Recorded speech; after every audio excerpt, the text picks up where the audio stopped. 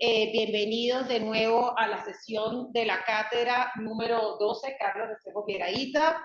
Hoy tengo un invitado, siempre digo que los invitados son especiales, pero este es verdaderamente un gran invitado, porque Marcos Criado de Diego es la persona que me presenta a la academia, porque ya fue mi codirector de tesis doctoral y con el que, además de estos lazos académicos y una que otra confrontación académica interesante, enriquecedora, maravillosa y con el ropaje propio de un padre académico que estuve 5 años en España bajo su tutoría y la verdad, para Marcos, esto no estaba programado, pero debo decirte muchísimas gracias por esto.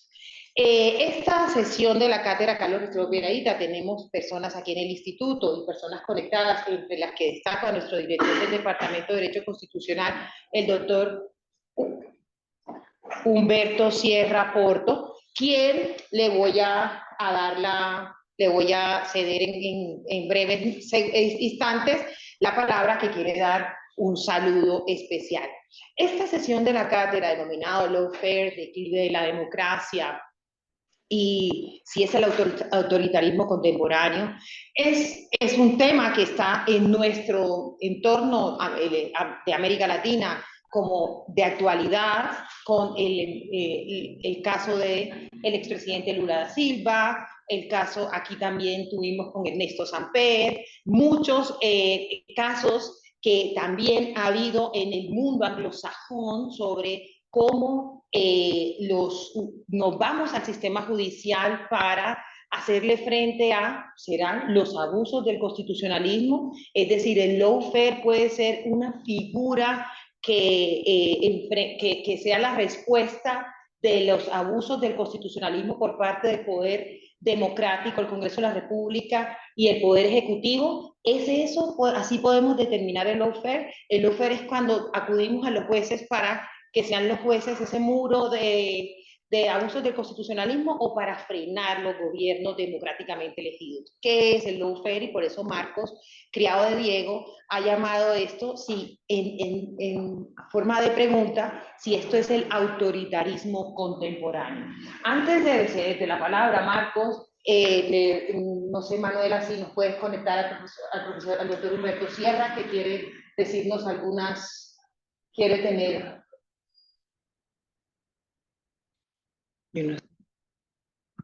Sí se oía, es que como... Hola, buenas. ¿Me escuchan? Sí, señor, escuchamos. Perfecto, nada. Quería simplemente, pues, intervenir y también hacerme partícipe de la bienvenida a Marcos a No, se le está cortando. para este seminario. Perdona, doctor Sierra, Eh, algo pasa con el audio, pero ¿es el audio de origen? Perdón, un segundo, por favor.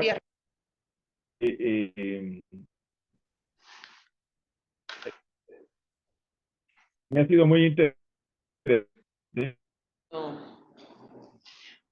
¿Pero por qué? Muy interesante. Pero quítanos a nosotros para ver si lo logramos. Si es de origen que nosotros... No, porque sí parece de origen, ¿cierto? Sí, se desconectó. Se le cayó el internet. Vale, entonces ponle un mensaje, ya, por favor, ya ahorita le ponemos un mensaje al doctor Sierra o intentamos ver si se puede conectar, que falla. Falla porque el doctor Sierra está en las sesiones de la Corte Interamericana de Derechos Humanos y por eso ha hecho varias de estas sesiones para dar un saludo aquí al profesor Marcos Criado.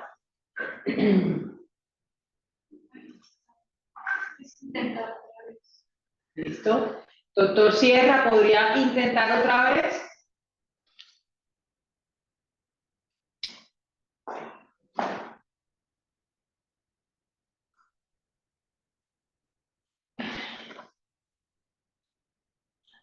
¿Qué pasa ahí?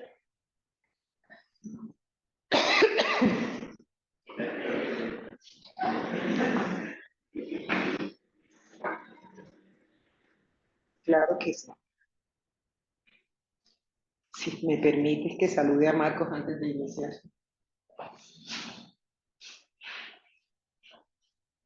Inicia sin mí, creo que algo le pasó de su... Bueno, yo me puedo... Bueno, por pero eran unas palabras que quería en medio de las sesiones de la Corte Interamericana para que, pues tú sabes, Marcos, que eres, pues para mí eres mi amigo ante todo, pero yo me imagino que el doctor Sierra te quería arropar como así haces parte de nuestro equipo del Departamento de Derecho Constitucional y me imagino, ¿no? ¿Ya se escucha, Flora? Perfectamente. Flora, ¿se escucha? Se ¿Se te escucha? No. escucha perfectamente. Muy bien. Esencialmente lo que quería era de una manera muy breve saludar a Marco. Además de expresarle nuestra satisfacción porque hoy se va a dirigir en este seminario en un tema que en lo personal me interesa mucho conocer, porque el primer gran problema es que se ha escuchado que esto del lawfare tiene muchos significados, muchos alcances y se utiliza de distintas formas. Guerra jurídica, obstruccionismo institucional, bandera de la izquierda que expresa cuáles son las dificultades para que efectivamente pueda lograr sus objetivos. En fin, simplemente quería agradecerle a Marco, darle la bienvenida y estar muy atento para escucharlo, porque seguramente va a ser del mayor interés la intervención que va a hacer como todas las que usualmente realizan. Así pues, nada, querido Marco, somos todo oídos. Muchísimas gracias, director. Bueno, podemos compartirle. La palabra es toda tuya, Marcos. Por 45 minutos, una hora, lo que estimes, y luego hacemos preguntas del público, ¿vale? Bueno, muchas gracias a las personas que, a pesar de los distintos eventos que coincidían con este, pues han tenido la gentileza de acompañarme en esta exposición, que bueno, lo que reflejo es una investigación que llevo desde hace un tiempo, una investigación centrada sobre todo en el declive democrático y el deslizamiento autoritario que se produce en nuestro tiempo, y analizar dentro de este contexto la idea de lawfare. Pasamos, por favor.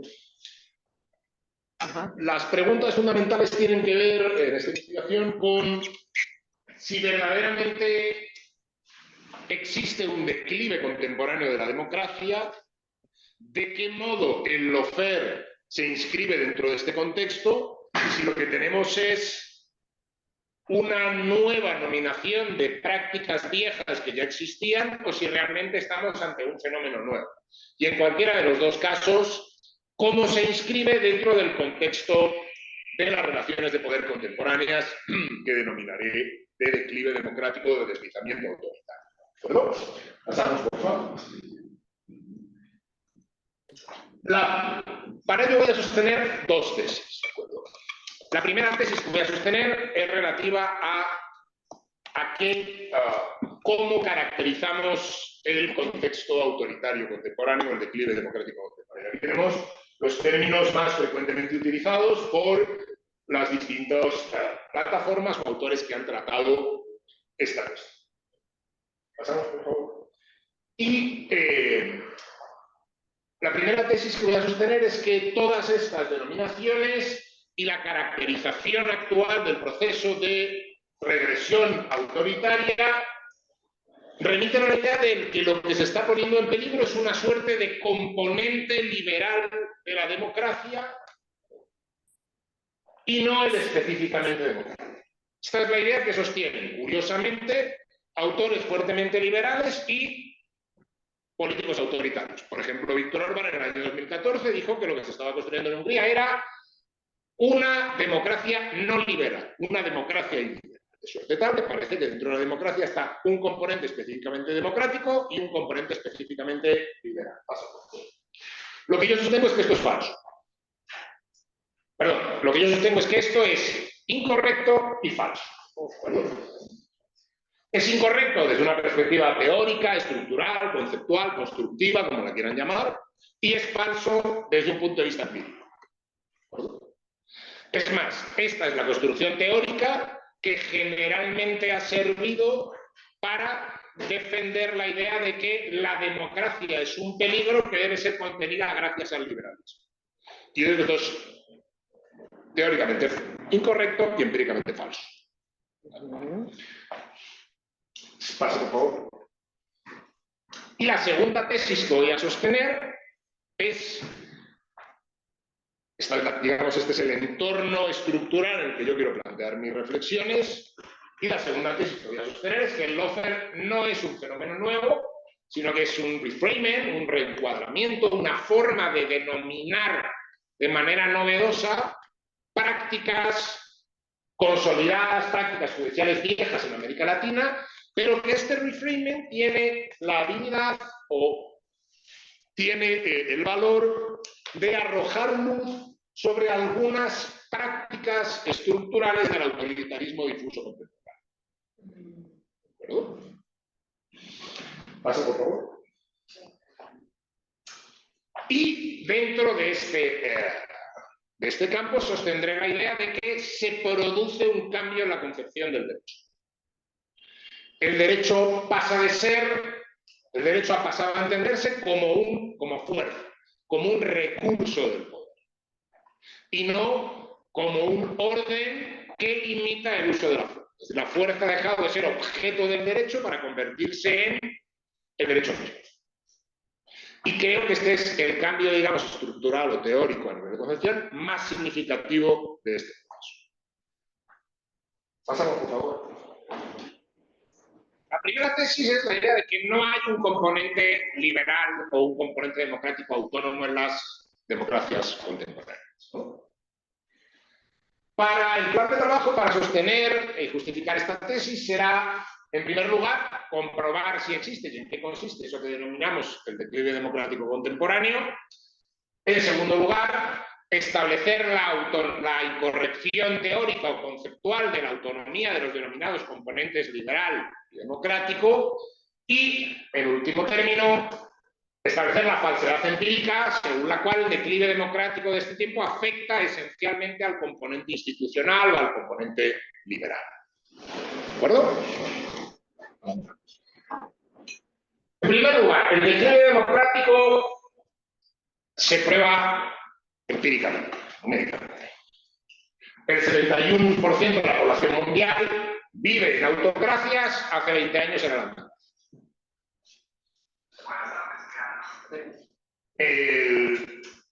El proceso de democratización que se había iniciado a principios de los años 90 y principios de 2000 está paralizado.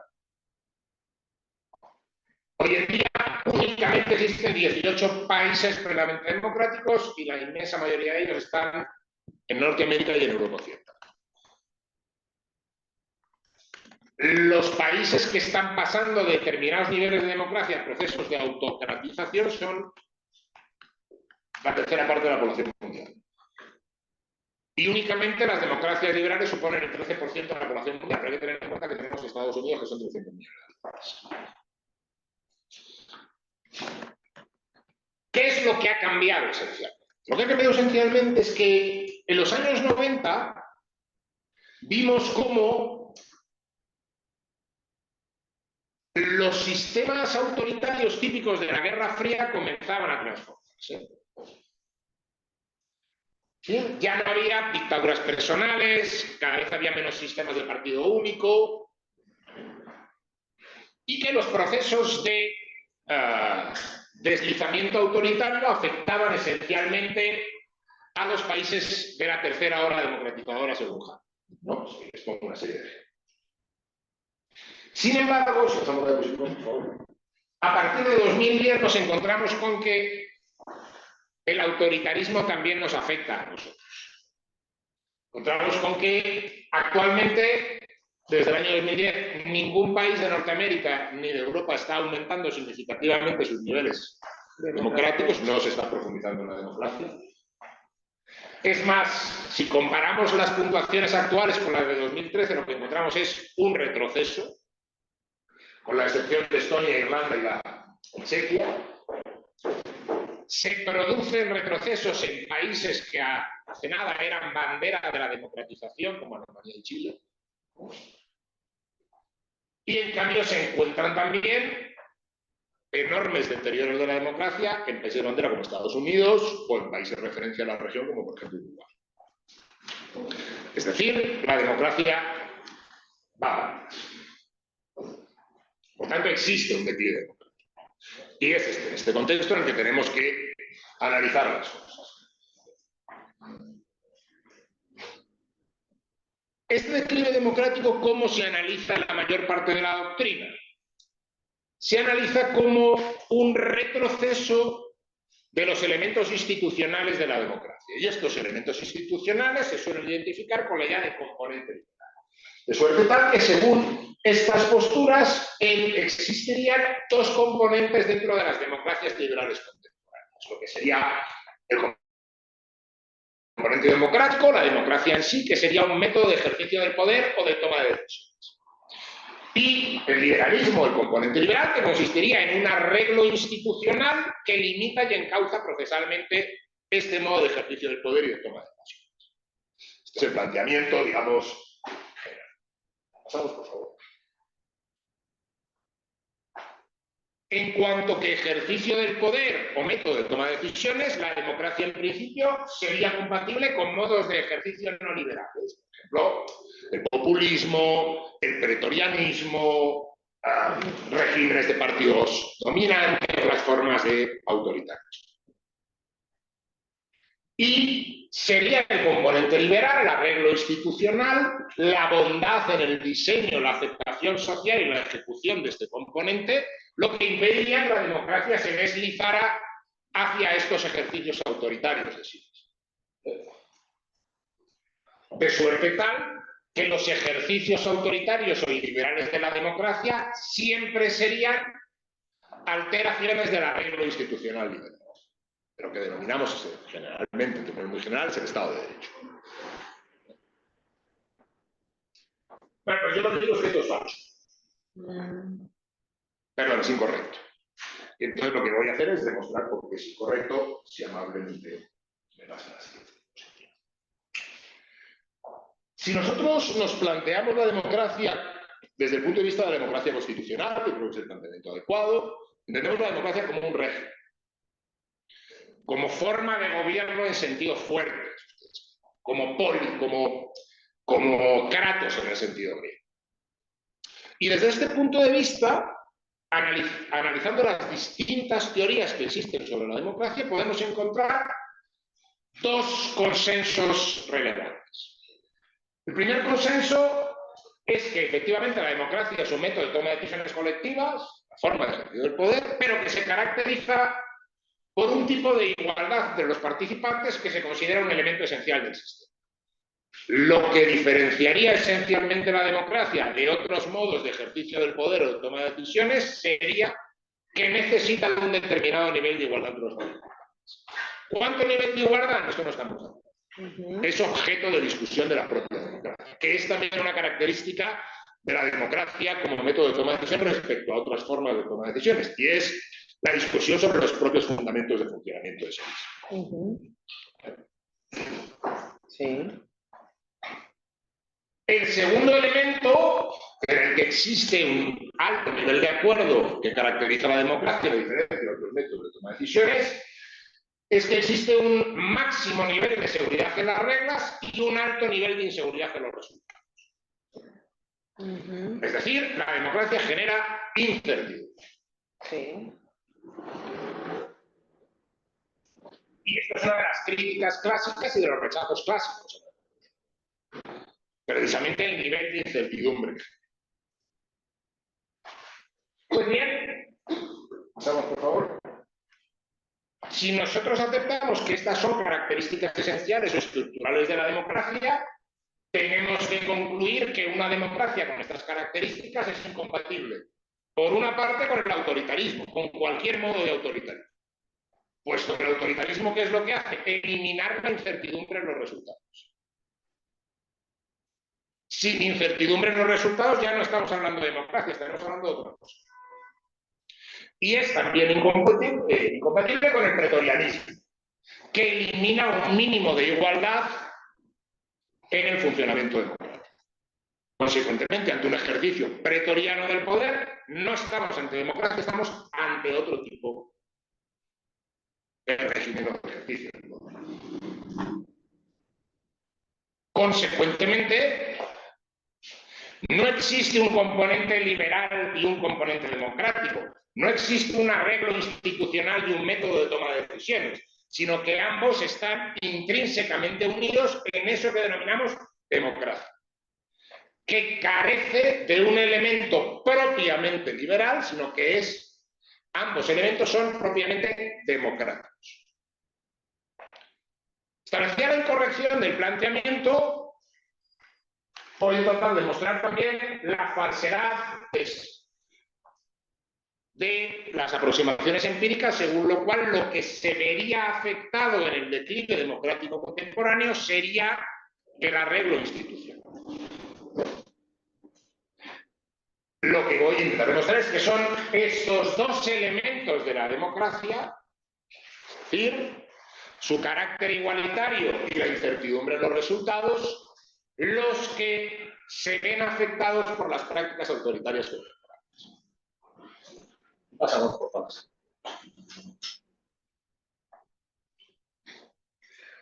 Y para ello quiero hacer un pequeño paréntesis metodológico para explicar lo que yo denomino el espejismo institucional. Y es que nosotros vivimos en un tiempo donde las perspectivas institucionales son preponderantes en la doctrina que analiza la democracia y los modos de gobierno contemporáneos. Y lo podemos ver en muchísimos ámbitos. Por ejemplo, el institucionalismo es la perspectiva preponderante para el análisis de la corrupción de nuestro tiempo. ¿Cómo se debe evitar la corrupción? Pues se plantea que existen diseños institucionales virtuosos que empíricamente demuestran que producen menos corrupción que otros. Pero para luchar contra la corrupción lo que habría que hacer sería reproducir estos diseños institucionales. ¿Qué se está haciendo desde estos planteamientos? Bueno, yo estoy de acuerdo con ellos en que las instituciones importan y deben ser un elemento central en los procesos de análisis. Ahora bien, lo que no puede ser es el elemento preponderante o único. Y lo que se están es eliminando un montón de factores explicativos que resultan determinantes de los comportamientos institucionales y de los resultados de los distintos sistemas institucionales de gobierno.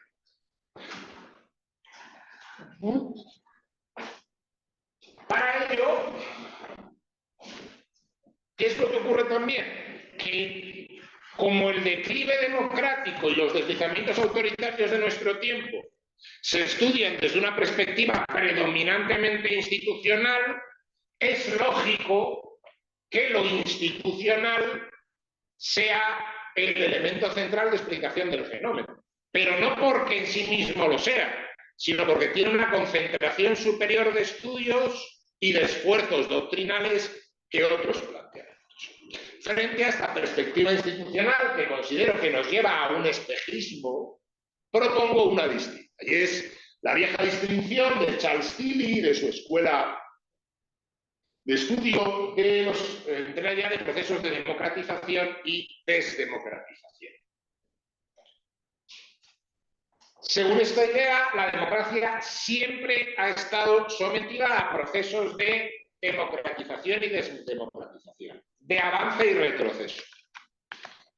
Ahora bien, estos procesos no se observan desde el punto de vista estático del análisis de las instituciones, sino que para poder observarlos hace falta adoptar el punto de vista dinámico de las contiendas políticas o del conflicto. Esta es la perspectiva que permite establecer si las relaciones sociales se democratizan o no, si las relaciones entre la sociedad y las instituciones se democratizan o se desdemocratizan, si las relaciones de producción se democratizan o no. Y esta es la perspectiva que, por tanto, nos permite analizar la tensión entre los procesos de avance y declive. Y es sobre todo la perspectiva que nos permite caracterizar los procesos de declive, de desdemocratización, como el contemporáneo. Y es, por tanto, la perspectiva que vamos a adoptar. Este es el modo de ver empíricamente lo que nos está sucediendo. Vale. Y yo creo que el derecho es probablemente una perspectiva muy adecuada para realizar este tipo de análisis. Porque dentro del derecho se lee, a mi juicio, mejor que en cualquier otro sitio, los modos en los que se representa el conflicto social en el orden, o sea, los modos de representación del conflicto, en donde podemos ver cuál es el orden instituido para apaciguar ese conflicto y en donde, por tanto, es posible también imaginar algún tipo de orden alternativo al que se ha creado para apaciguar este conflicto.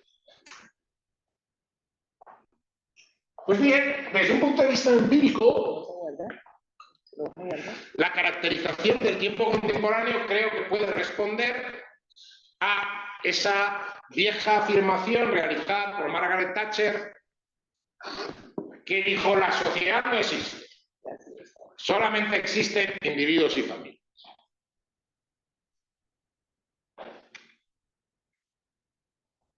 Yo no creo que la sociedad no exista, pero sí creo que estamos en un momento en que la sociedad es irrepresentable. O dicho de otro modo, el postulado esencial de la democracia consiste en que tiene que ser necesaria una comunicación entre sociedad e instituciones. Si este tipo de comunicación es imposible,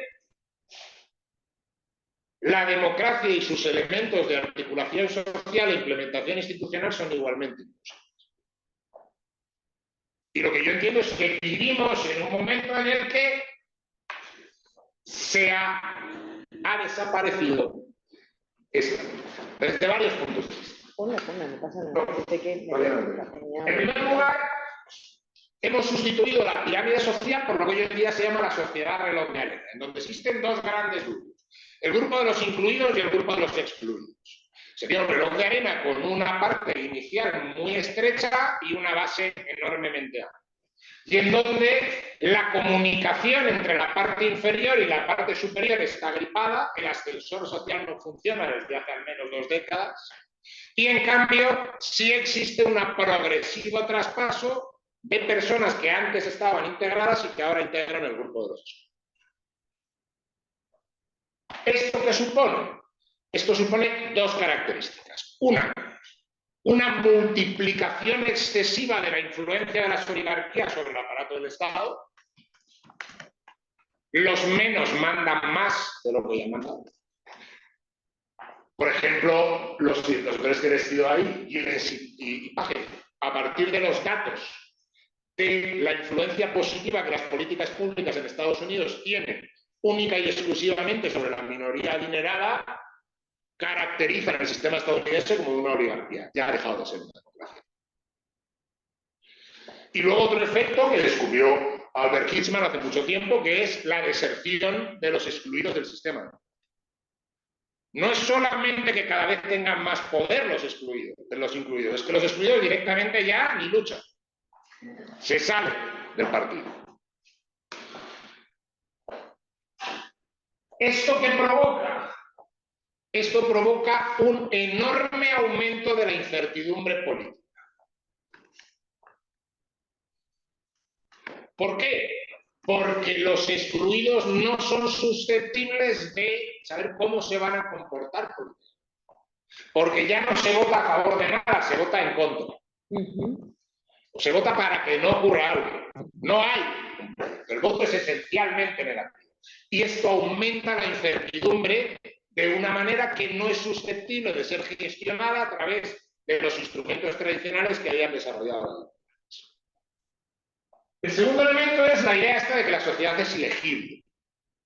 Es una idea que desarrollaron a finales de los 90, que Fitoussi y Rosanvallon, y que Scott ha recogido en unos escritos del 2000 que son interesantes. La sociedad es ilegible en el sentido, uno, de que los partidos políticos ya han dejado de ser instrumentos de mediación y representación para convertirse esencialmente en maquinarias electorales. La conexión entre la sociedad y los partidos sucede únicamente en los momentos electorales y no existe una comunicación permanente.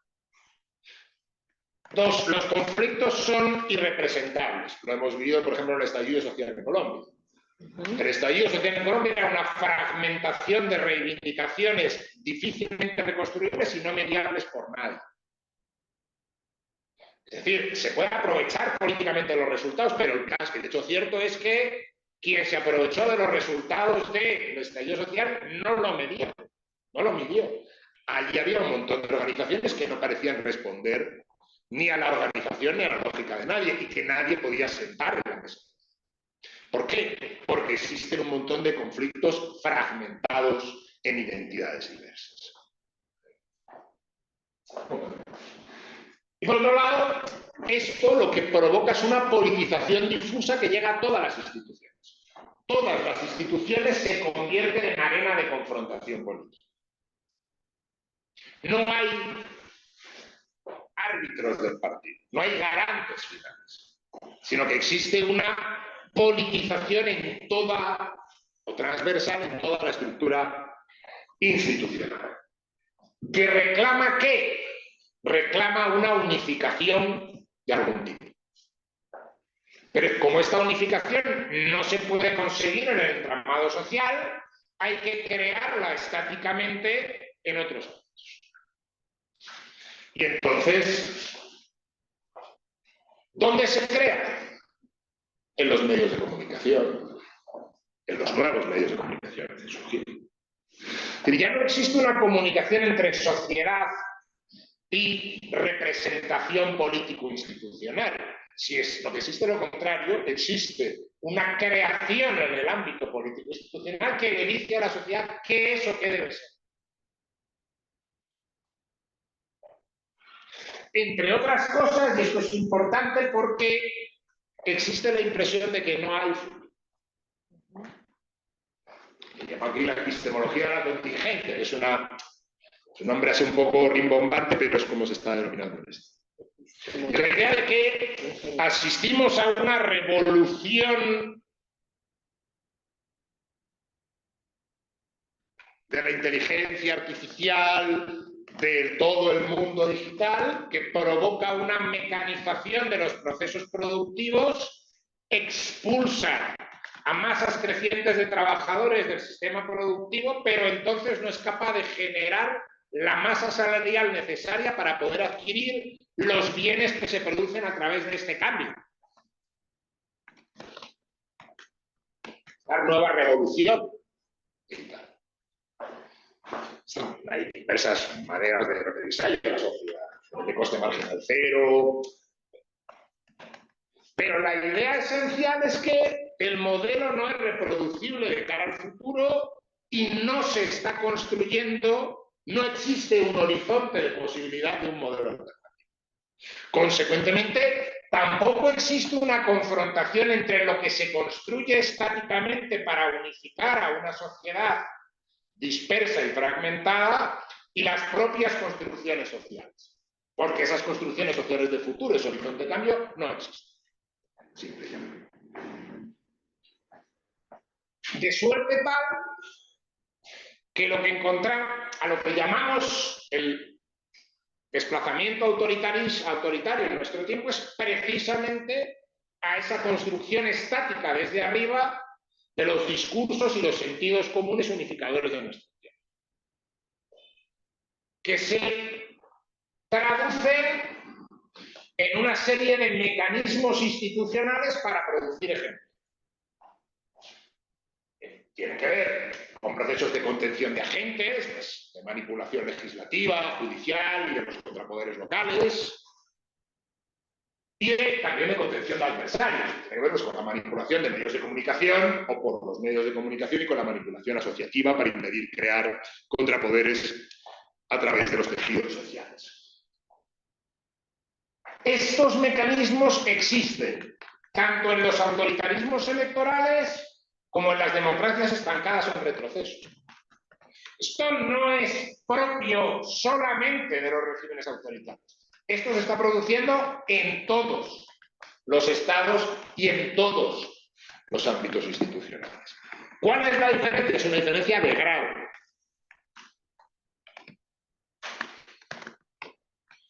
Pero este tipo de mecanismos que en principio podríamos identificar con el autoritarismo ya están presentes también en las democracias. Y consecuentemente esto ya no es una diferencia de práctica institucional, sino que es una diferencia de grado o intensidad de la práctica. ¿Por qué? Porque tanto los autoritarismos electorales como las democracias quieren reducir la incertidumbre en los resultados y estas prácticas de manipulación institucional sirven para reducir la incertidumbre en los resultados y tanto los autoritarismos como las democracias quieren impedir que la desigualdad rampante se traduzca en un conflicto social estructural ingobernable. Es decir, ambas quieren producir discursos unificadores, nuevos sentidos comunes de edificación, etc.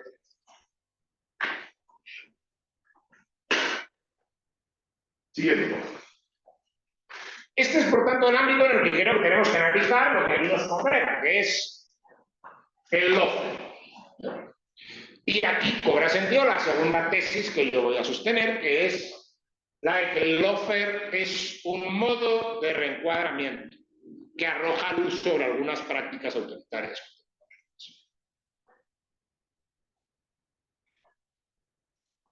De nuevo, el plan de trabajo para demostrar esta segunda tesis se mueve en 3 pasos.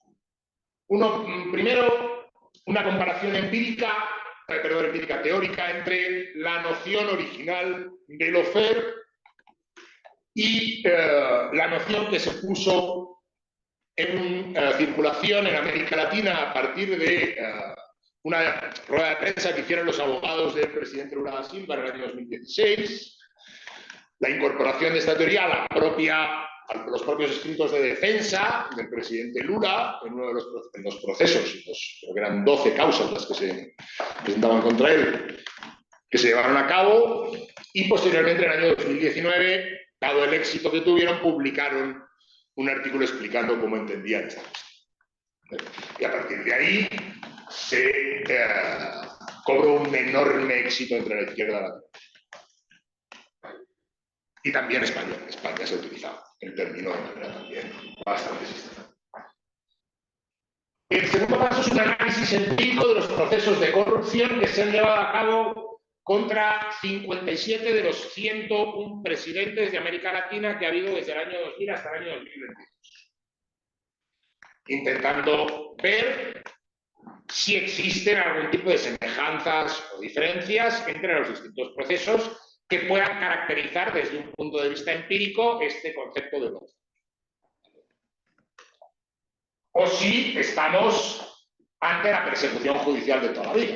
Es decir, ante el hecho de que la creación de arenas judiciales y la posibilidad de presentar acciones frente a actuaciones políticas supone contemporáneamente una apertura a la politización de la justicia y a la judicialización de la política, que es consubstancial al propio Estado de Derecho y que no es susceptible de reducir al mínimo sin afectar las características de los agentes judiciales que pretendemos que lleven a cabo estas cosas. Es decir, si estamos dentro de la vieja literatura sobre judicialización de la política y politización de la justicia.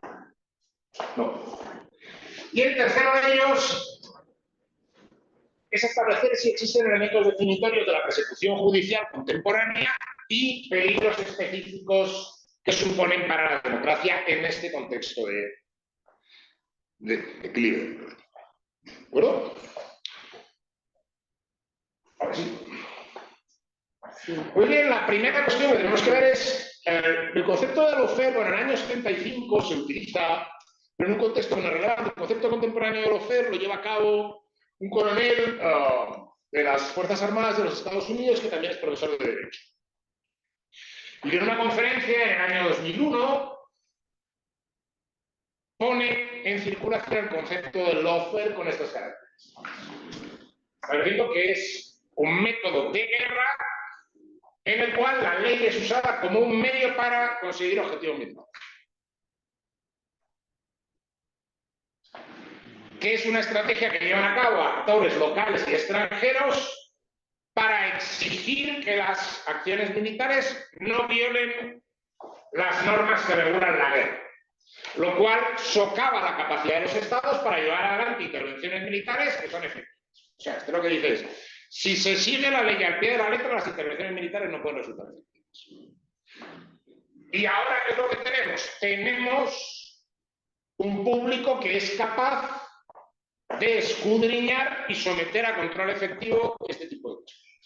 Lo cual plantea un problema de seguridad porque somete las acciones de las Fuerzas Armadas a los límites que impone el derecho internacional. ¿Cómo se lleva a cabo esta guerra? ¿Cuál es su objetivo? Pues lo que quiere decir es que los abogados y las organizaciones no gubernamentales lo que buscan es erosionar el apoyo público a las acciones de las Fuerzas Armadas. Por tanto, el éxito de las operaciones de lawfare se decide en el campo de la opinión.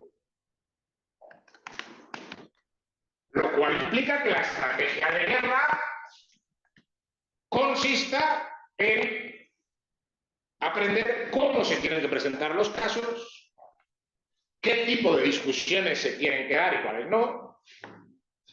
Es decir, un tipo de estrategia propia de la arena de los medios de comunicación.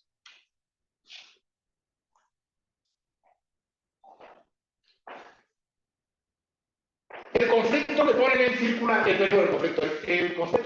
en circulación Cristiano Fanini y Valesca Martins, que son los abogados del presidente Lula da Silva, en el escrito que hacen en el año 2019, es que entienden que el lawfare es un conjunto de estrategias judiciales y mediáticas que, aunque utilizan el lenguaje de la ley y la apariencia de la legalidad, lo que llevan a cabo son procedimientos legales cuestionables o directamente irregulares o poco fundamentados para conseguir objetivos políticos, esencialmente la inhabilitación o la neutralización de líderes de izquierda.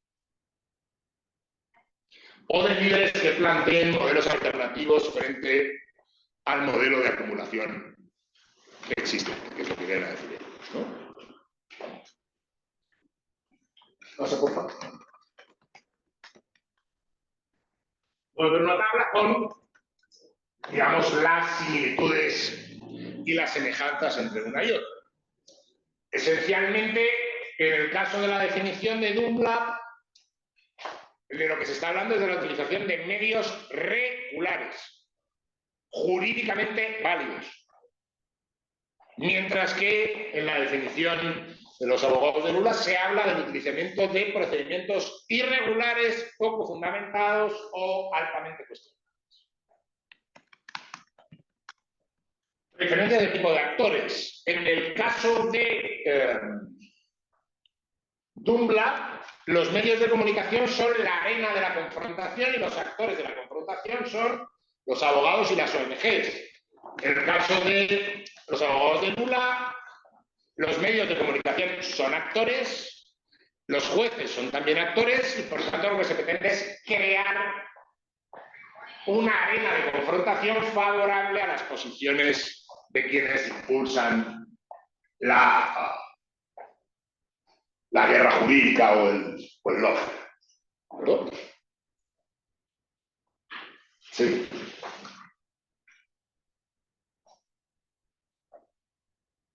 Por lo tanto, vemos que existen dos conceptos diferentes y uno que es específicamente latinoamericano. Vamos a ver si este específicamente latinoamericano se corresponde con las características empíricas de los procesos que se han llevado a cabo en la región. Para ello, pues vamos a ver los procesos que se llevaron a cabo entre 2000 y 2022, en donde de los 151 presidentes de América Latina, 57 enfrentaron procesos por delitos de corrupción, un 56%, lo que es un número que viene creciendo desde los años 80. Durante el periodo de la Guerra Fría prácticamente ningún presidente era encausado por delitos de corrupción o de violación de los derechos humanos. A partir de los años 80 vienen aumentando década por década hasta lograr este número del 56%, que es hasta el momento más alto. De los 57, 17 declararon que les estaban persiguiendo políticamente. Es decir, utilizaron el viejo concepto de la persecución política. Eran juicios políticamente motivados. Caso que conocemos precisamente en Colombia, el expresidente Álvaro Uribe. Y 12 adujeron ser víctimas del lawfare. Todos con posterioridad al año 2016, que es cuando se pone en circulación el concepto. La pregunta es, ¿hay diferencias entre el lawfare y la persecución política? Vale. Vamos a ver, para hacer esto, ¿qué es lo que hemos de? Pues analizar los casos, los 57 casos. Dígame. Perdón, profesor Criado. Manuela, ¿podrías volver la anterior diapositiva? Es de 2000 al 2022, 101 presidentes en América Latina. Ha habido 101 presidentes en América Latina. Vale. Y de ellos 57 han sido procesados. Ok, esas fuentes de tu investigación directamente de... Pero está corroborada en No, estudios. no, por eso sí, pero 57 presidentes... 56%. Por ciento. 56% de los presidentes de América Latina han enfrentado casos de corrupción. Vale, listo, gracias. Bueno, ¿qué elementos comunes encontramos entre quienes hablan de persecución político-judicial y quienes hablan de... En primer lugar, un uso extenso y una interpretación laxa de la prisión preventiva. ¿Cuál es el primer elemento para neutralizar al investigado? Pues meterlo preventivamente. ¿Qué es lo que ocurre? Que el uso indiscriminado de la prisión preventiva en la región no es algo nuevo. Es algo que ha denunciado la Comisión Interamericana de Derechos Humanos. Todos los estudios empíricos sobre uso son escalofriantes. El 78% de las personas encausadas en Paraguay penalmente están en prisión preventiva. El menor es un 13,3% en Costa Rica. Por ejemplo, en Argentina y Brasil, que son dos de los casos significativos en materia de lawfare, están entre el 47,7% de Argentina y el 35,4% de Brasil. Dicho de otro modo, la prisión preventiva no es algo que no se usa y se usa solo cuando se causa un presidente, porque es un instrumento de uso indiscriminado corriente en la región, que se lleva denunciando desde hace mucho tiempo y que hasta el momento no se ha corregido. Sí. Pero no solamente en la región, es que esto se ha denunciado en otros casos. Los estudios contemporáneos sobre los procesos de Mani Pulite en Italia han demostrado que estábamos ante un uso discrecional de la prisión preventiva. O el caso Gal en España, también varios análisis de los que se han realizado denunciaron un uso excesivo e indiscriminado de la prisión preventiva como mecanismo en este tipo de procesos penales. Simplemente no parece que esto pueda caracterizar singularmente. En cuanto a las irregularidades que los presidentes denuncian en los procesos que se llevan a cabo contra ellos,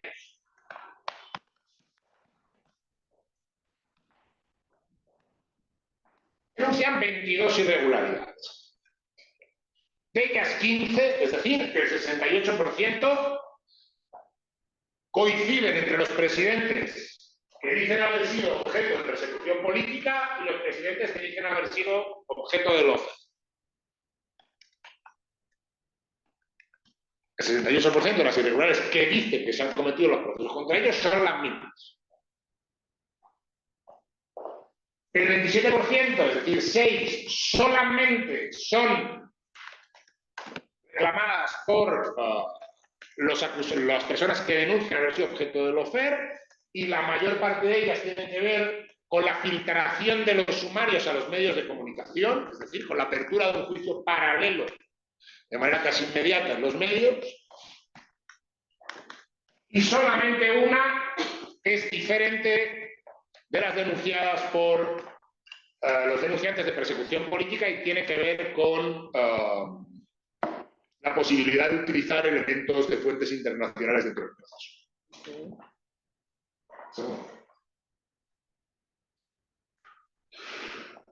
Y el elemento importante, es decir, el lawfare estaría fundamentalmente caracterizado porque su objetivo sería neutralizar o inhabilitar a líderes de izquierda. Pues lo primero que tenemos que ver es si el objetivo es neutralizar o inhabilitar, y dos, si verdaderamente están concentrados los líderes de izquierda. Bueno, de los 57 presidentes encausados por corrupción, el 73%, es decir, 42, dejó de competir electoralmente. Bien porque fue inhabilitado, bien porque se sometió a prisión preventiva o bien porque directamente decidió. O sea que la neutralización o inhabilitación parece que es inherente al propio proceso de corrupción política contra un presidente. Y de los que dejaron de competir electoralmente, el 78% son identificables con partidos o posiciones de derecha.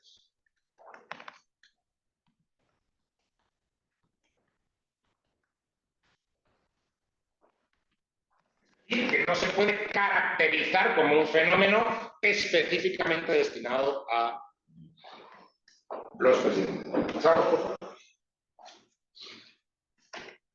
Ahora, ¿qué hay de nuevo? ¿Qué es lo nuevo de estos procesos? Esto sí es interesante. En primer lugar, la multiplicidad de causas simultáneas contra un mismo acusado. Cristina Kirchner 12, Lula 10, Correa 10 también, Ricardo Martínez 8, Ollanta 4, Alorbido 5, Evo Morales 5.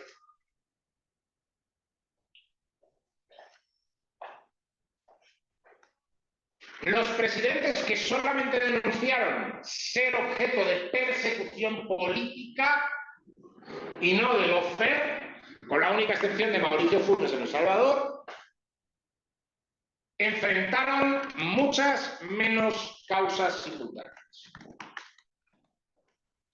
La multiplicidad de causas es una característica privativa de los procesos contra los presidentes que denunciaron ser objeto del lawfare.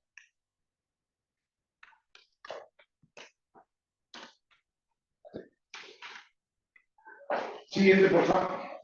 Y la otra característica fue la aceptación irrestricta, es decir, sin cuestionamiento por parte de los tribunales en estas multicausas, de muchas causas que estaban muy poco fundamentadas procesalmente. Muy débiles procesalmente.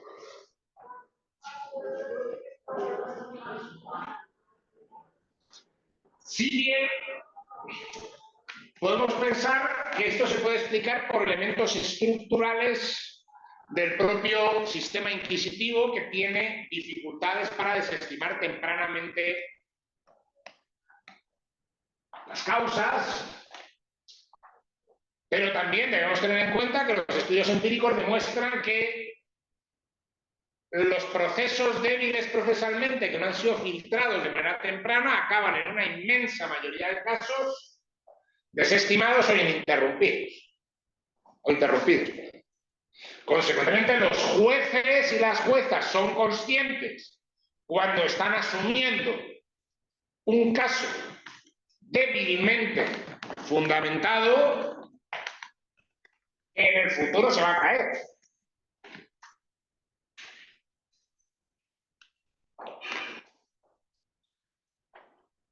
Consecuentemente, tenemos que tratar de desarrollar explicaciones a estos dos elementos. ¿Por qué existen multicausas?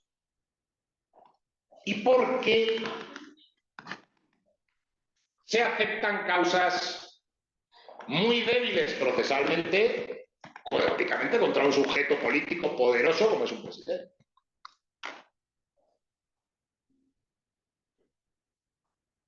Y las explicaciones que yo ofrezco las agrupo en 4 grandes grupos. En primer lugar, una reformulación contemporánea de una vieja función política del Poder Judicial. El Poder Judicial es el defensor de la vieja cultura legal frente a la nueva cultura legal. Y esto se ha podido ver en todos los procesos de cambio.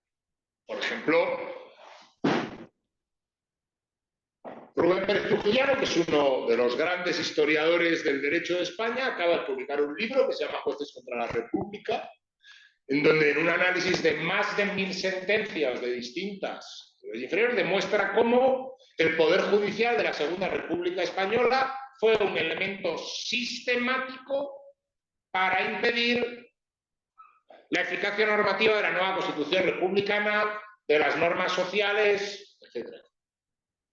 Caso que ya había sido estudiado previamente en el caso de la era Lochner en los Estados Unidos, el activismo judicial contrario a la legislación social. O que, por ejemplo, contemporáneamente se puede ver en España en la absoluta resistencia por parte de los jueces españoles a aceptar la doctrina contemporánea sobre la libertad de expresión establecida por el Tribunal Europeo de Derechos Humanos. España ha sido condenada en 10 ocasiones por violación de la libertad de expresión por el Tribunal Europeo de Derechos Humanos. Las últimas 8 en los últimos 10 años.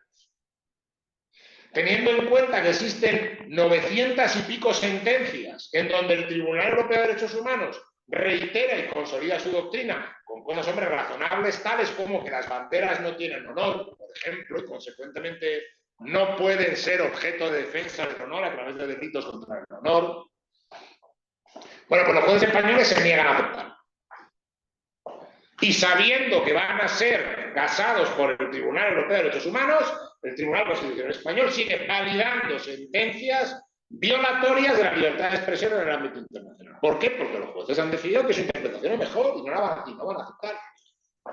Esta es una función política hiperestudiada en el Poder Judicial. El Poder Judicial es un poder estructuralmente retardatario de los cambios jurídicos, puesto que su misión es defender el orden. Es más, generalmente los cambios constitucionales profundos o vienen acompañados de cambios judiciales que lleven a un fuerte activismo judicial o no se consolidan. Y los cambios constitucionales necesitan de un activismo judicial pro nueva cultura. Pues bien, en este contexto los jueces encuentran una nueva reactualización de esta función política propia, que tiene que ver, por ejemplo, con el hecho de que en la politización contemporánea es bastante frecuente que frente a los modelos de alternancia regular en el poder, en donde las mayorías eran conscientes de que las leyes que iban a aprobar debían ser aplicadas por la actual oposición que ganaría las elecciones tarde o temprano, y esto llevaba a que se hicieran normas que tuvieran en cuenta la alternancia en el poder, lo que, claro, limitaba mucho la posibilidad de cambios bruscos. Actualmente tenemos partidos radicales que buscan prácticamente dar la vuelta al ordenamiento jurídico como si fuera un calcetín, sin tener en cuenta este elemento de alternancia. La mayor parte de los jueces están formados, su cultura jurídica está formada en el modelo anterior y consecuentemente el modelo contemporáneo les resulta enormemente chirriante, cuando no directamente revulsivo. Y por tanto, en la evitación de este tipo de cambios bruscos como si la opción que los está llevando a cabo fuera estar permanentemente en el poder, encuentran una suerte de justificación, de ser una especie de héroes de defensa del orden, que les permitiría reformular esa función política clásica que han tenido los jueces. El segundo elemento explicativo tiene que ver con una actualización del comportamiento estratégico de los jueces. Estudios empíricos de muy diverso tipo han comprobado que los jueces toman decisiones teniendo en mente elementos estratégicos como que es la autoconservación del cargo propio o la posibilidad de cambiar a otros cargos más apetecidos.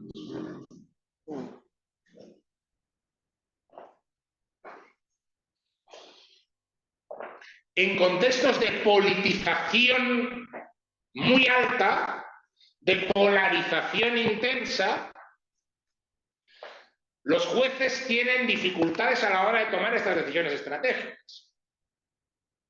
Porque, claro, decisiones que protejan al presidente entrante van a ser interpretadas por un sector de la opinión pública como políticamente orientadas en favor del statu quo y su posibilidad de éxito está mediatizada por las capacidades electorales que tenga ese presidente de turno. ¿Vale? Por otro lado, decisiones en contra del presidente van a ser interpretadas, por otra parte, de la opinión pública como orientadas políticamente, fuertemente politizadas, tratando de debilitar el poder ejecutivo, golpe blando, etc. ¿Por qué entonces admiten varias causas y algunas que estén un poco fundamentadas? Porque esto les permite surfear la ola de la opinión pública hasta que vean claramente por dónde va esto.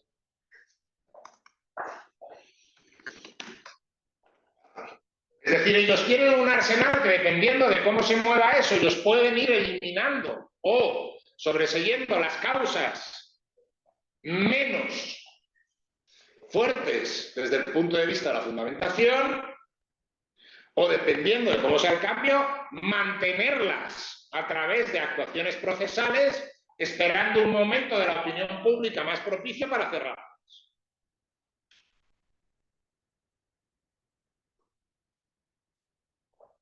Y consecuentemente las características de la volatilidad política, de la difusión de la politicidad en todas las instituciones y de la propia volatilidad, hace que los jueces intenten diseñar las causas de modo tal que puedan seguir manteniendo este comportamiento estratégico que ya venían teniendo en momentos anteriores.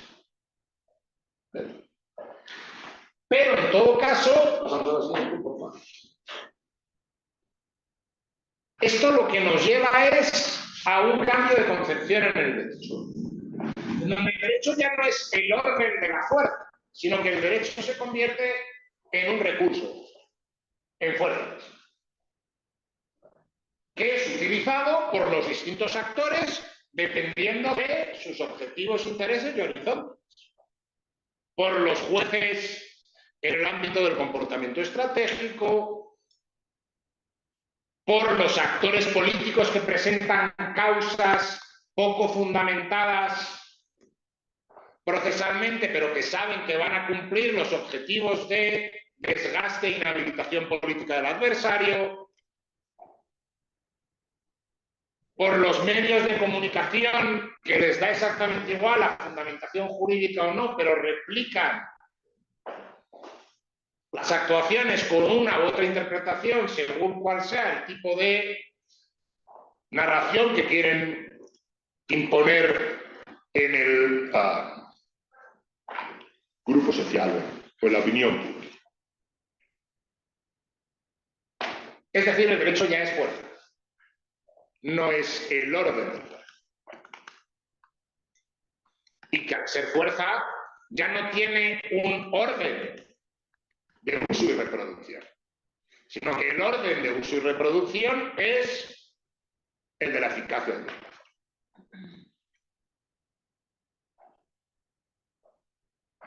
A modo de conclusiones, ya se las he venido adelantando, pero para resumirlas,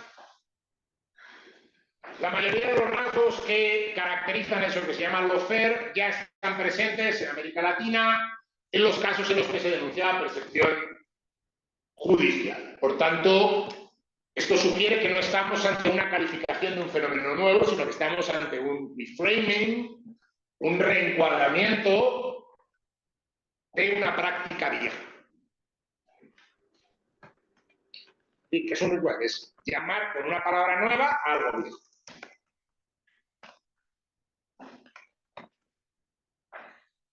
Las irregularidades procesales que se denuncian en los casos de lawfare no son nuevas y la afiliación ideológica de las personas involucradas en estas causas es diversa. Cuidado, en ningún caso estoy analizando la fundamentación jurídica correcta, incorrecta, válida, inválida de las causas. Claro. ¿Por qué? Porque me parece que esto es independiente de la utilización como categoría. La categoría de las ciencias sociales no puede depender exclusivamente de la fuerza de la fundamentación jurídica de las causas que se llevan a cabo. ¿Por qué? En primer lugar, perdón. En primer lugar, porque el derecho es discutible. Ajá. Y consecuentemente nunca va a haber una opinión mayoritaria sobre esta cuestión. De hecho, siempre es discutible. Es decir, que en el momento de corrección e incorrección de la fundamentación estamos ante un elemento fuertemente valorativo. ¿Vale? Y, en segundo lugar, porque la sociedad no se comporta conforme a parámetros de corrección e incorrección jurídica. La corrección e incorrección jurídica vive en el mundo de las aulas académicas y de los tribunales de justicia, ojalá. Ojalá, pero ahí fuera no. O sea, de otro modo. Dicho de otro modo. El político que está dispuesto a utilizar un procedimiento judicial para debilitar al adversario no lo utiliza en función de la corrección de la fundamentación jurídica que lleva a cabo. Lo utiliza en función de su eficacia para conseguir los objetivos políticos que está persiguiendo. No estás hablando de si existe, si se adecua el tipo penal ni nada de la acusación típica. Eso no lo analizas. Ok. Es como, ¿por qué utilizas esta contexto? Ya, se está hablando de un momento. Si es típico, es típico. ¿Verdad? Si hay conducta típica, hay conducta típica. A ver, esto es... Ahorita, dejémoslo terminar, perdón que yo hice el desorden, dejémoslo terminar y ya inmediatamente abro las estos. Perdón. Ya, en 3 segundos, 2 diapositivas le faltan a Marcos. Esto del reframing o el recuadramiento, o sea, nombrar situaciones viejas con nombres nuevos, permite analizar lo viejo con nuevos parámetros. Esto es muy interesante. Y esto es donde yo veo los elementos interesantes. Porque estos parámetros aplicados al análisis de la persecución judicial arrojan luz sobre elementos estructurales de la práctica judicial en el contexto del declive democrático.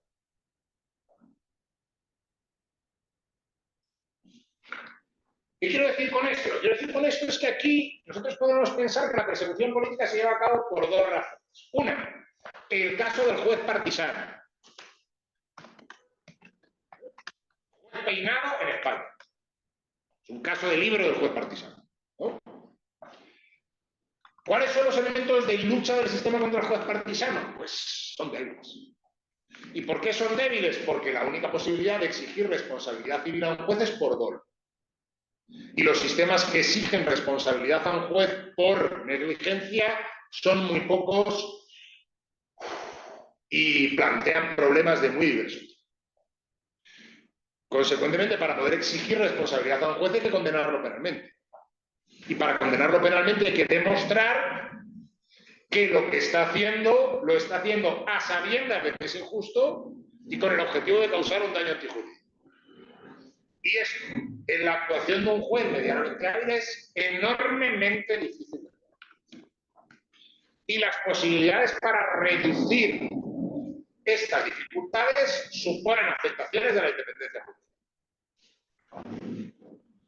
El segundo elemento es que existan elementos estructurales que necesariamente provoquen que la actuación judicial vaya a dirigirse de una manera difícilmente compatible con los objetivos ideales del Poder Judicial y su actuación en un sistema democrático.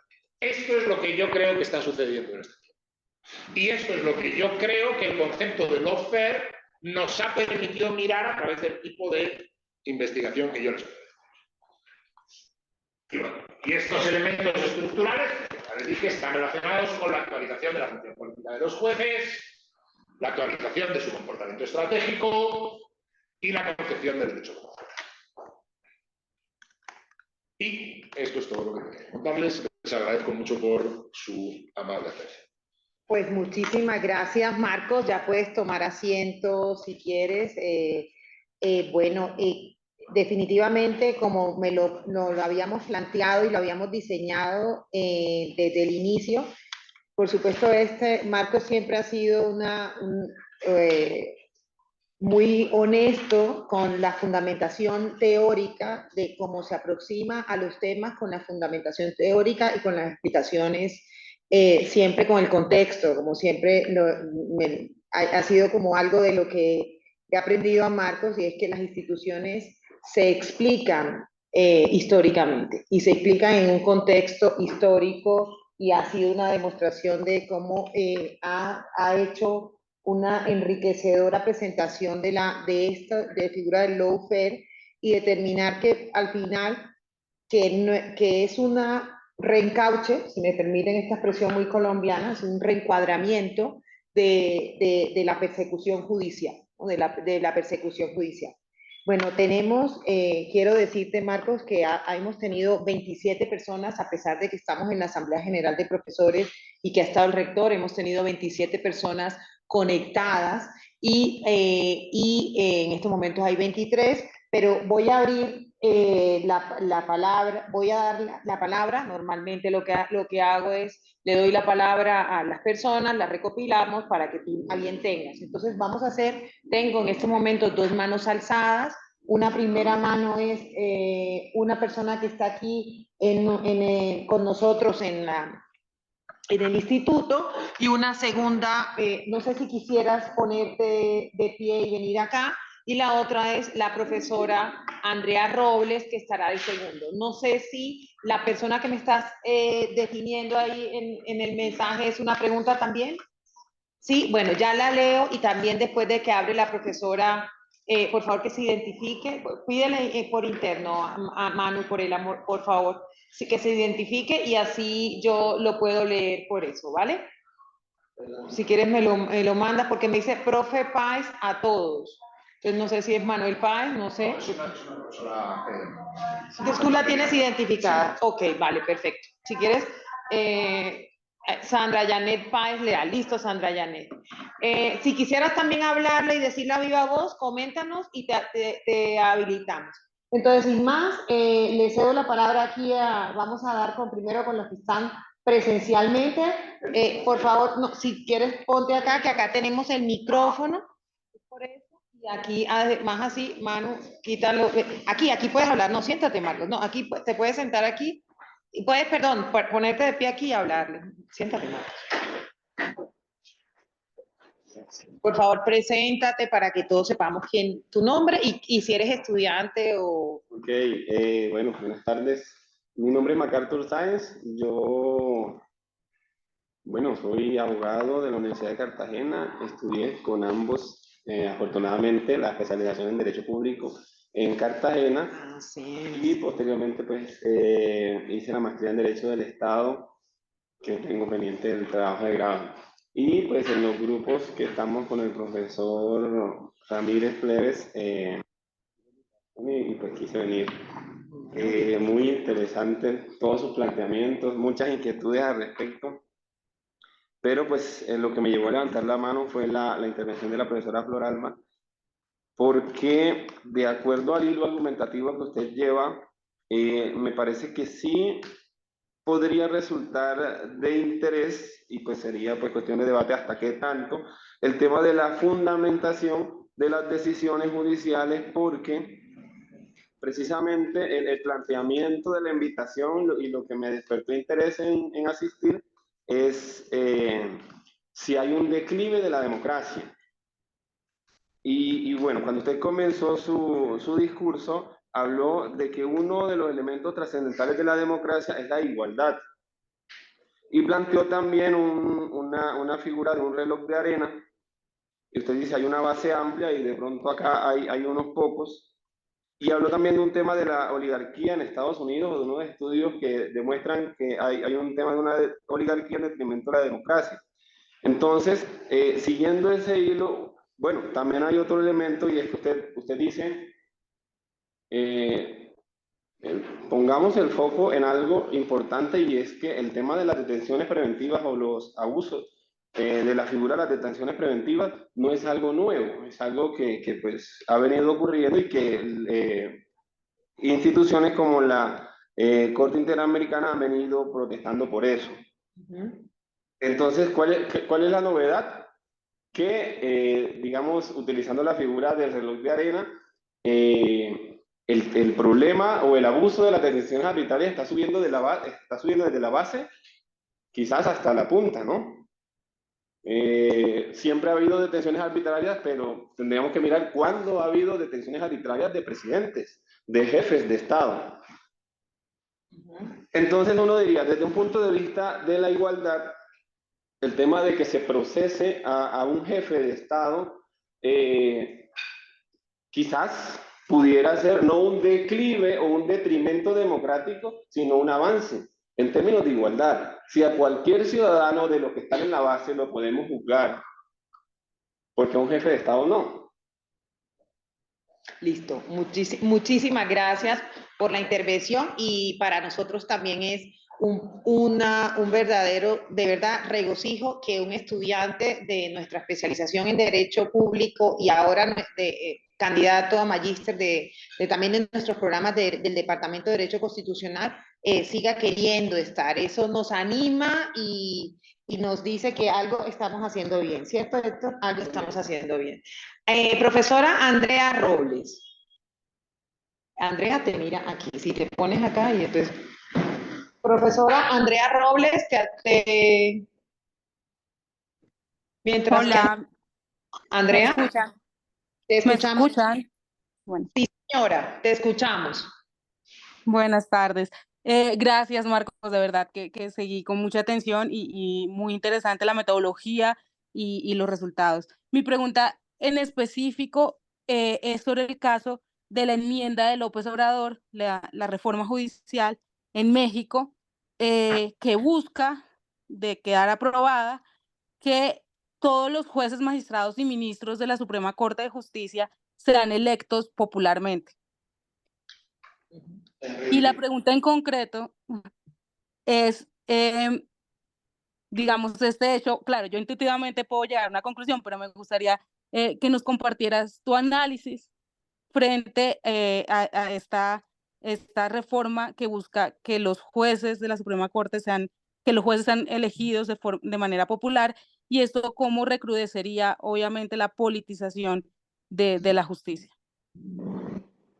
Muchas gracias, Andrea, por volver a acompañarnos en la cátedra Carlos Restrepo Piedrahíta. Muy interesante tu pregunta. Y la última, me voy a permitir, perdón, querido colega Héctor Biesner, es toda tuya. Bueno, en primer lugar, muy interesante el tema de la presentación de Marcos. Realmente un tema que es de todo pertinente y por la coyuntura de Latinoamérica. Yo también varias preguntas, pero para resumir, yo le preguntaría a Marcos en la presentación que hizo, el lawfare es una situación en donde más es propicio su desarrollo es Latinoamérica. Esa sería como la primera pregunta. Y la segunda pregunta es la presentación que le hace en la sociedad ilegible. Pues el lawfare resulta siendo un arma el populista o de el fenómeno populista. Y cierro con un comentario. A mí me parece que el lawfare precisamente no es que se identifique de izquierda o de derecha, sino porque lamentablemente nuestros dirigentes son corruptos.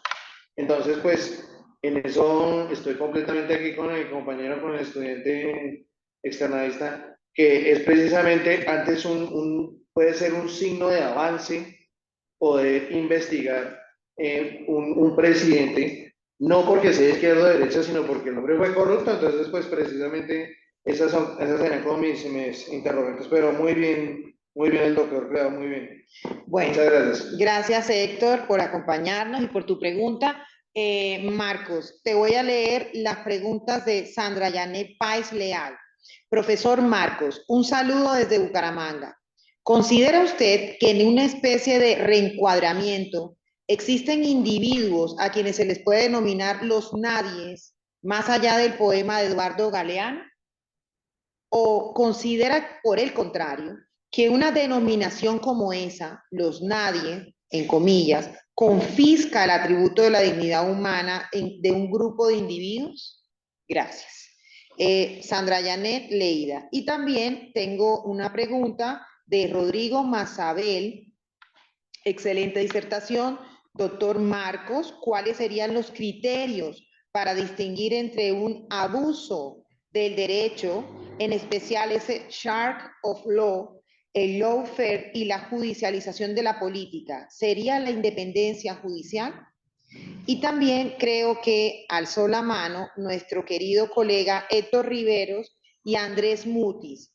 Héctor, si quieres habilitar el audio te habilitamos el audio y a Andrés Mutis también. Primero Héctor, Manu, por favor. Sí. Hola, doctor Alba. Muchas gracias. ¿Me están oyendo bien? Sí. Perfectamente, como todo un locutor. Hola, Flor Alba. Muchas gracias y felicitaciones, Marcos, y muchas gracias por la disertación. Yo tuve problemas de conexión en una parte de la intervención y entonces de pronto hago una pregunta impertinente, pero me voy a atrever a hacerla porque es un asunto que me interesa particularmente. Y es que pues fue justamente cuando Marcos, aparentemente por lo que veo en las intervenciones, se refirió al tema de los hechos de corrupción o supuestamente de corrupción con los cuales se persigue a funcionarios públicos en América Latina y en particular a presidentes, y veo que dio unas estadísticas relacionadas con el número de causas que se abren en ese sentido y en fin. Y entonces mi pregunta va en esta dirección y es si es al menos alguna de las modalidades que se conocen como lawfare no tiene que ver con una especie de mecanismo judicial, a veces ejercido también por los congresos, por los parlamentos en América Latina, para dar salidas a las crisis políticas que no tienen salida en los regímenes presidenciales.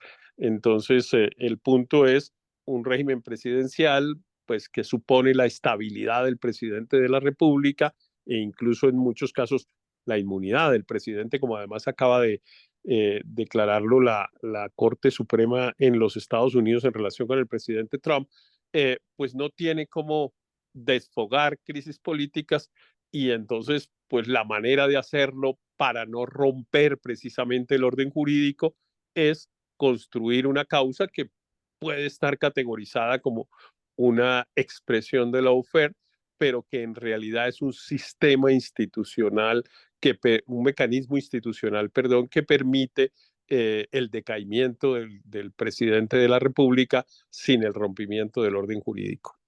Pero, Héctor, ¿estás pensando en algún caso concreto? Bueno, hay muchos ejemplos en América Latina, por ejemplo, pues lo que pasó con Dilma Rousseff, por ejemplo, aun cuando esta es una actuación de los congresos y no de los jueces.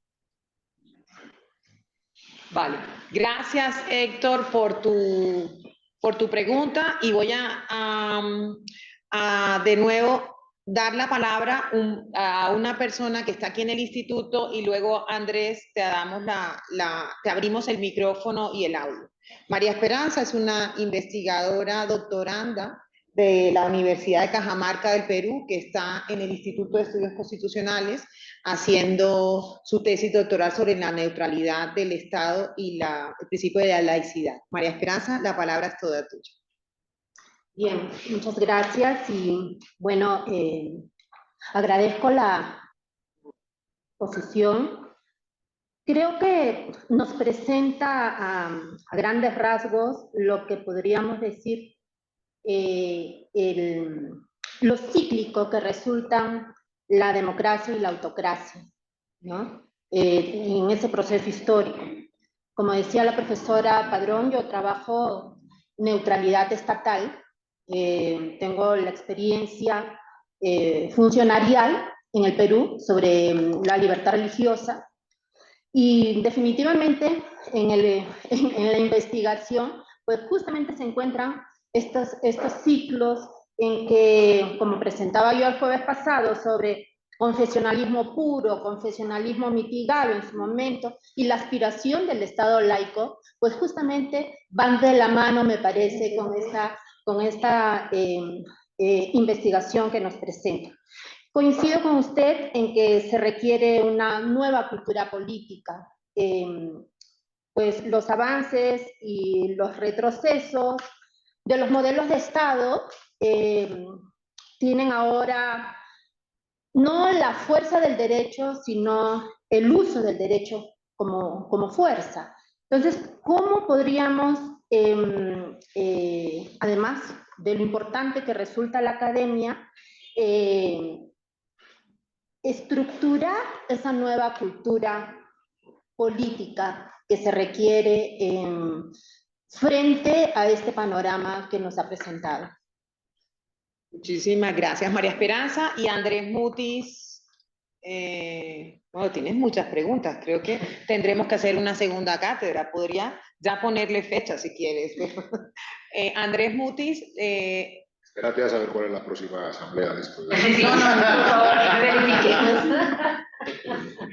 Tengo para ponerla ese día. Andrés Mutis. Gracias. ¿Me escuchan? Sí, te escuchamos.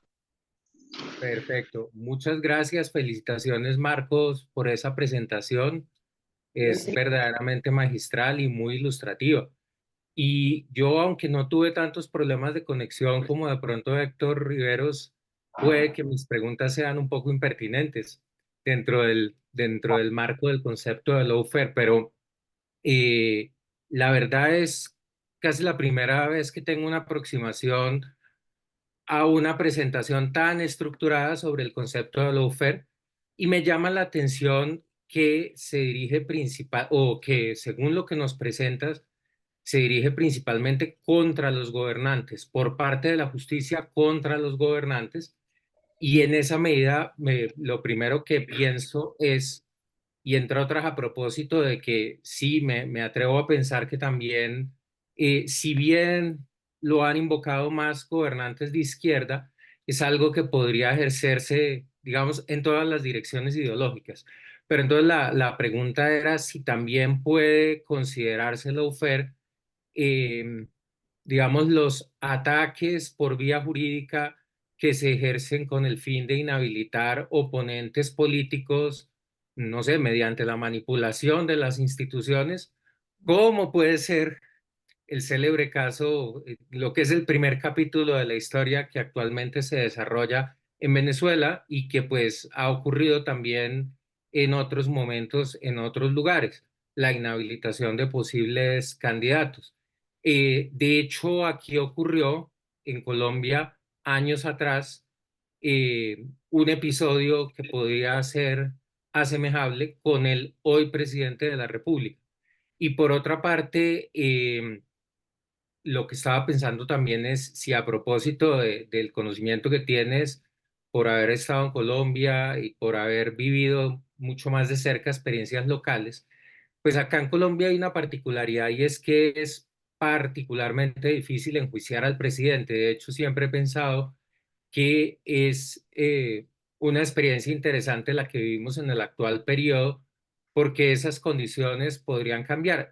Generalmente se ha considerado casi imposible procesar al presidente de la República a partir de todo el procedimiento que hay en el Congreso, que comienza con la comisión de acusaciones, etcétera, y que realmente solo en una ocasión, en más de 100 años de vigencia de la norma, ha dado lugar a un enjuiciamiento que fue con el general Rojas Pinilla después de su gobierno en los años 50. Y conozco que en otros países de Latinoamérica particularmente es relativamente más fácil el enjuiciamiento del presidente. El fuero no es tan fuerte o tan robusto como es acá en Colombia. Te pregunto sobre todo si esa circunstancia, digamos, lo fácil o difícil que conforme a las instituciones sea procesar al presidente, ¿tiene alguna incidencia particular o es más o menos recomendable cuál modelo en términos de evitar el lawfare, lo que podría llamarse competencia desleal en términos políticos? Muchas gracias, Marcos. Muchas gracias, Andrés. ¿No tienes más preguntas, Marcos? De nuevo te devuelvo el micrófono. Ya a Brian le dijimos que próximamente vamos a colgar tu presentación, de nuevo el audio, y ahí en la presentación Marcos tiene referencias bibliográficas que ha citado. Marcos. Listo.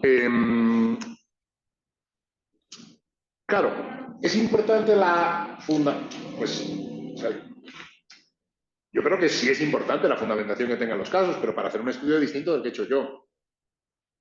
O sea, claro, mi estudio mi pregunta es, ¿el lawfare es un fenómeno social diferenciado de otros y que por tanto se pueda calificar a través de un término?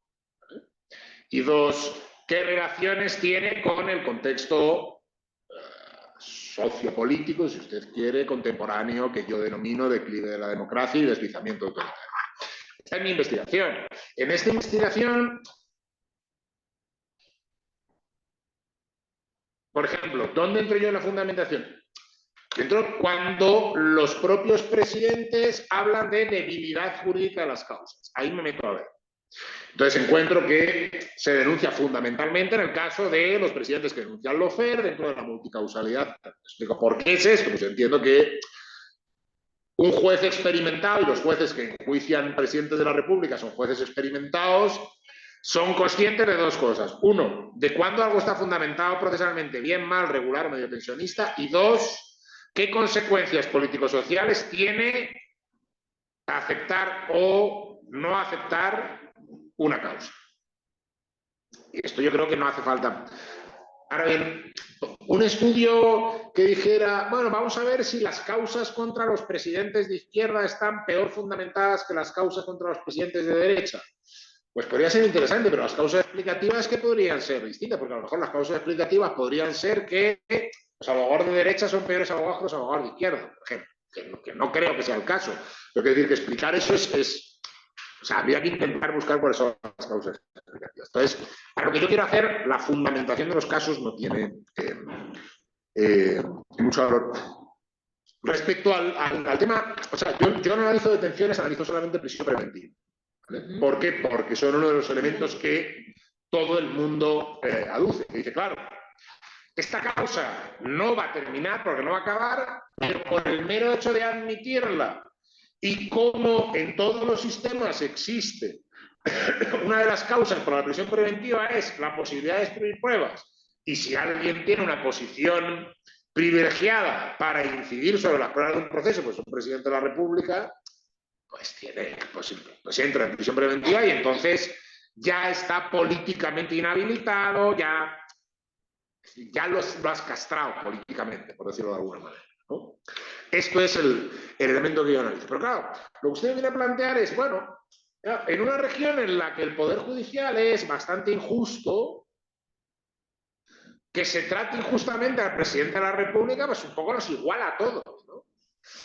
Entonces, sí, pero lo que queremos es que todos estemos igualados en la injusticia, o lo que queremos es que estemos igualados en un funcionamiento razonable del Estado de Derecho susceptible de ser analizado racionalmente y contradicho en foros públicos, tribunales y tal. Pues claro, pero a lo mejor lo que podemos decir es, bueno, en vez de mejorar el sistema judicial, lo que hemos hecho es empeorarlo para todos. O malo, generalizarlo, ¿no? Puede ser un análisis, ¿vale? Pero yo no tengo muy claro que sea bueno eso. O sea, o sea, me costaría encontrar los elementos de bondad. Eso me queda un poco también lo que planteaba Héctor, ¿vale? El caso de la elección popular del juez de México, pues está muy bien, Andrea, la pregunta, pero es exactamente lo que tengo que analizar a partir del marco que yo creo, y no lo he hecho. O sea, no conozco en profundidad la propuesta y, por tanto, no me atrevo a pronunciarme sobre ella en concreto. O sea, por citar a un clásico, no me atrevo a hacer un análisis concreto de la realidad concreta, sino que lo que puedo hacer es un análisis estructural o general, ¿vale? Y el análisis estructural o general a mí lo que me dice es, uno, la politización de la justicia no es un fenómeno que dependa del origen de los jueces. Es un fenómeno que depende de la importancia y las funciones que se otorgan al Poder Judicial independientemente del origen de los jueces. Y desde el primer momento en el que se crearon sistemas democráticos, estados de derecho abiertos a una alta intervención judicial en la conflictividad social, sociopolítica, se analizó este fenómeno. Porque este fenómeno existe por la misma razón que cuando uno inventa el martillo sirve para clavar clavos en la pared, pero puede servir también para abrirle la cabeza a otra persona.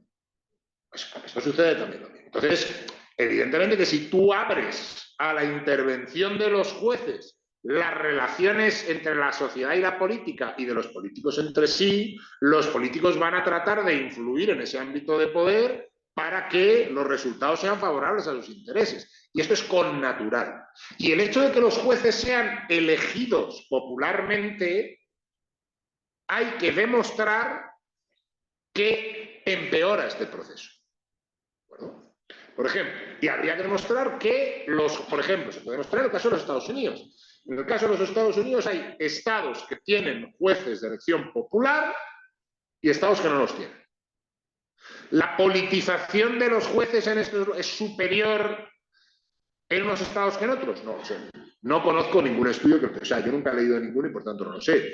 Pero lo que tengo claro es que no se puede concluir necesariamente del hecho de que los jueces sean de elección popular que su apertura a la politización va a ser superior, porque no lo sea, porque los que no lo son también están politizados. Sí.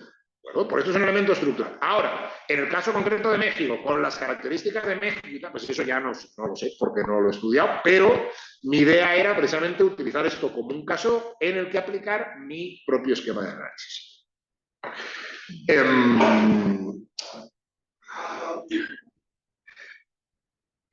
No, el lawfare es un... Vamos a ver. El término se pone en circulación en América Latina y lo recoge Podemos en España a partir del año 2018. Son los usos que yo conozco del término, salvo el anglosajón. Es decir, la obra de Dunlap ha sido muy discutida. Y tiene... pero un análisis en esos términos. Porque lo que viene a decir es... Lo jurídico se ha convertido en otra arena, porque eso es lo que hace Dunlap. Dunlap lo que dice es, estos no son unos técnicos, que es a veces como tratamos a los jueces, estos son unos técnicos que están aquí, son virgo singularis, no están haciendo... No. Esta gente tiene un objetivo político muy claro, que es impedir que las Fuerzas Armadas puedan realizar determinado tipo de actuaciones. Porque a mí me parece bien, pero a él no le parece bien, porque dice, porque eso afecta a la seguridad, porque las Fuerzas Armadas necesitan un nivel de eficacia que es imposible conseguirlo en los estrictos términos de la legislación internacional en la materia. Usted ha tenido su campo de análisis, muy rico, con unos estudios enormemente interesantes, pero que en América no es lo que se ha desarrollado en América Latina ni el uso que se ha hecho en España. ¿Bueno? Son los lugares en donde yo conozco el uso, ¿vale? Entonces, claro, el lawfare sería un instrumento populista. Lo que sabemos hasta el momento es que el lawfare es un acto del habla. Es decir, lo que yo digo es, no caracteriza un fenómeno autónomo distinguible de prácticas más generales. Entonces, si no es una categoría, por utilizar términos más científicos, pues entonces es un acto del habla que lo que permite es señalar el posicionamiento político al personal cuando se manifiesta. O sea, cuando yo digo lawfare, pues los que están conmigo ya saben que hay que posicionarse políticamente de una determinada manera, hay que generar un determinado tipo de desconfianza, y esto tiene un enorme poder político. ¿Vale? Entonces, entra dentro de una lógica de funcionamiento populista. No lo tengo claro, no lo sé, no lo he estudiado. Ahora diré algo sobre Venezuela que me preguntaban. Los nadies es no tengo ni idea, no lo sé, la verdad.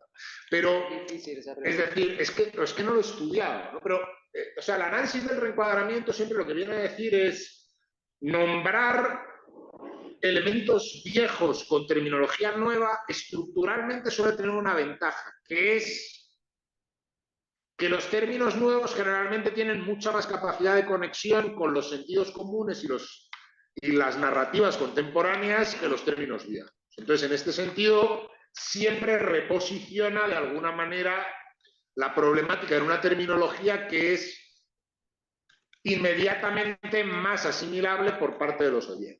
Este es, digamos, que el beneficio que se suele establecer estructural de las operaciones de reframing o de reencuadramiento. Criterios para distinguir el abuso, el lawfare y la judicialización de la política. Vamos a ver, lo que yo he venido a establecer es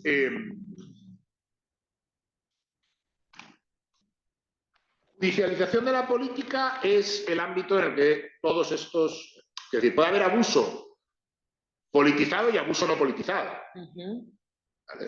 Es decir, por ejemplo, la negativa sistemática del Poder Judicial en España a aceptar la interpretación contemporánea de la libertad de expresión tiene un objetivo político.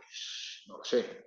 Creo que no. Los objetivos políticos van por otro lado y es más restringida la libertad de expresión de los militantes de izquierda que los militantes de derecha. Se puede ver en el hecho de que en España está preso un rapero por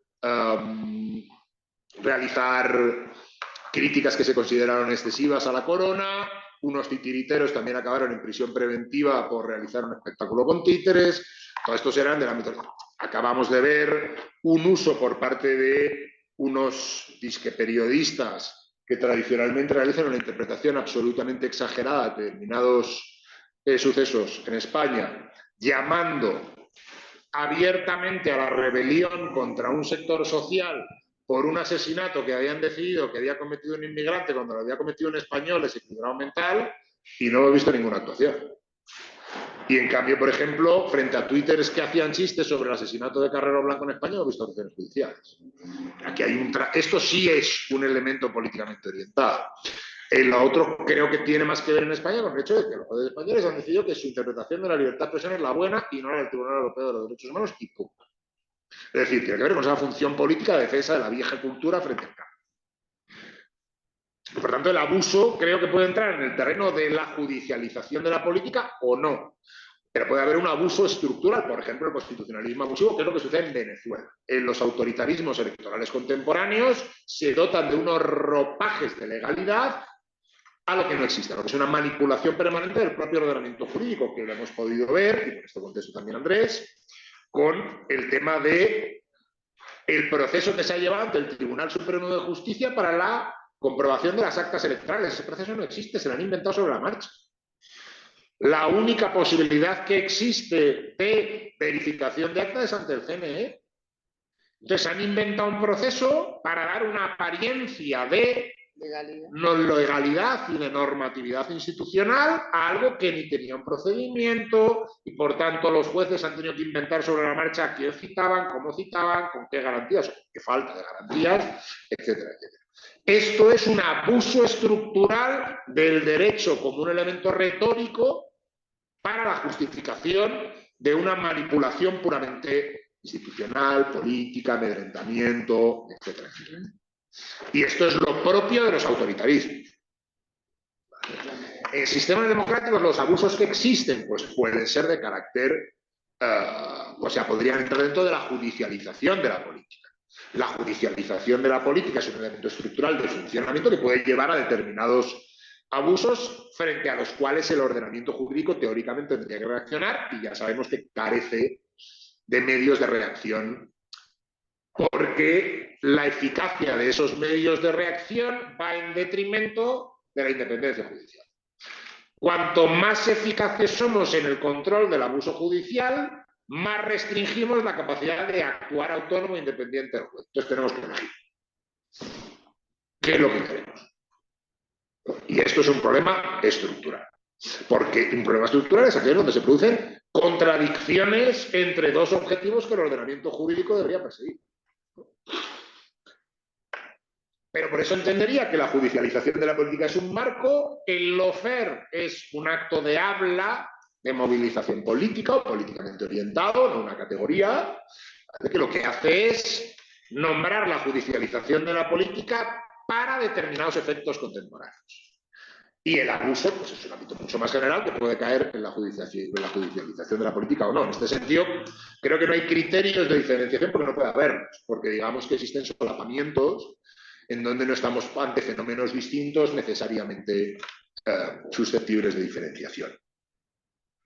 Bueno, lo que me plantea es que, claro, el caso de Dilma Rousseff es que es difícil de encuadrar dentro de lo que yo estoy haciendo, porque el caso de Dilma Rousseff, por ejemplo, el de Lugo, es el caso de la aplicación del juicio político, ¿no? Y aparte, Dilma Rousseff ni siquiera entraría en el caso de corrupción, porque a Dilma la sacan, o sea, teóricamente los argumentos que se escriben son violación de la ley presupuestaria, lo que se llamaban las pedaladas fiscales, y de la ley de probidad administrativa, ¿vale? Y luego sospechas de su involucramiento en el caso de los actos de corrupción de Petrobras, ¿no? Dentro de la operación Lava-Jato. Pero en realidad por lo que nos sacan son por las pedaladas, ¿vale?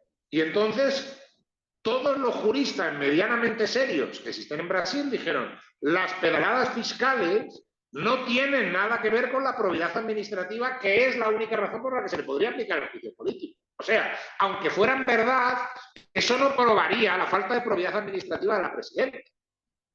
Pero ¿qué es lo que ocurre? Que en el juicio político lo que se pretende es poner a un órgano político a hacer procedimientos jurídicos. Y esto plantea muchos problemas. Por ejemplo, el otro día Humberto nos hizo una exposición muy buena donde venía a decir qué era lo que le pedía la Corte a los juicios políticos para que pudieran ser juicios. Sí. Pero claro, es que poner a un órgano político a enjuiciar, pues es que es muy problemático, porque un órgano político, ¿qué es lo que va a hacer? Aplicar intereses políticos. ¿Y qué era lo que existía en ese momento? Una mayoría suficiente como para sacar a Dilma Rousseff. ¿Esto era una crisis política? Yo creo que no. Esto no dio salida a una crisis política. Lo que se produjo fue una coalición parlamentaria coyuntural con capacidad para sacar a un presidente. Exactamente igual que ocurrió con Lugo. ¿Vale? ¿Esto es una salida de crisis políticas? Puede ser que sí, pero yo no creo que el caso de Dilma Rousseff fuera una salida. ¿Vale? Pero creo que no tiene nada que ver, porque lo que estamos hablando de judicialización de la política es agentes judiciales que aplican criterios políticos para obtener objetivos políticos. En este caso lo que tenemos son órganos políticos que aplican criterios políticos para obtener objetivos políticos. Pero claro, esto es lo que hacen los órganos políticos. Por lo tanto, claro, se dice, ¿lo de Dilma Rousseff era jurídicamente sostenible? Yo creo que no. Pero el problema de Dilma no es que fuera jurídicamente sostenible o no lo fuera. El problema de Dilma es que tienes que mantener por lo menos una mayoría, una estabilidad presupuestaria parlamentaria que te permita. Esto es un caso de lawfare, no. Esto no es una guerra jurídica, esto es una guerra política. Y es una guerra política en la que la oposición al PT ganó. Que esto vino acompañado, sí, de un lawfare, que fue lo que dijeron, en este proceso la voz de Lula puede ser determinante para que la operación no salga bien. Y hoy en día sabemos, porque se han publicado los mensajes que compartía Sergio Moro con otros actores de la trama, algunos de los estrategas políticos de Bolsonaro, pues sabemos que todo esto estaba y que el objetivo era sacar a Lula del foco público o dejarlo muy debilitado en el foco público, porque la estrategia de sacar a Dilma sí podía verse alterada por la intervención de Lula. Y en este sentido lo que hubo fue un lawfare, por llamarlo así en los términos que ya he establecido, que era instrumental a una guerra política que ya se consideraba ganada, pero que podía verse debilitada por la intervención de Lula, ¿no?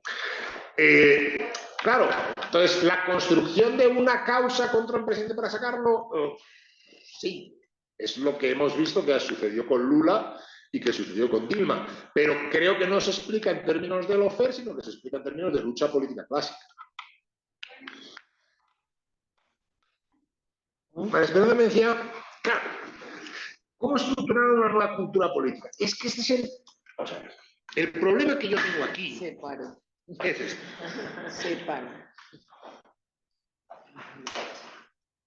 A mí esto me parece que no es susceptible, o sea, la situación que nosotros vivimos, de ser reconducida a los procesos descritos por Till y por su escuela de democratización, desdemocratización, tensión entre avance democrático y retroceso.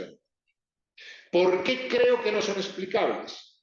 Precisamente por la epistemología de la contingencia, por la idea de que no hay futuro, por la desaparición absoluta de la izquierda. La izquierda ni está ni se la espera. ¿Por qué? Porque no es capaz de construir imaginarios alternativos, que es de lo que vivimos los de izquierda. O sea, nuestra función en este mundo consiste en denunciar el orden existente por injusto y por malo y proponer un alternativo. Si no tienes un alternativo que proponer, pues entonces estás muerto. No vas a tener ningún tipo de incidencia social. Y el principal problema que nosotros tenemos hoy en día, la desaparición de la izquierda, tiene que ver con el hecho de que no existen horizontes de imaginar un futuro. Entonces, en este sentido, y cuando digo que no quiero decir que es que tengamos unos líderes muy malos, que sean unos inútiles, sino que también sino que tiene que ver también con el hecho de que existen una serie de dificultades estructurales que hacen muy difícil esto. Sí. Porque estamos en un momento de desarrollo del capitalismo en el que el capitalismo nuevo de la revolución digital no es capaz de mostrarnos cuáles son sus elementos de reproducción hacia el futuro, pero está destruyendo los elementos constitutivos del viejo capitalismo de la explotación del trabajo.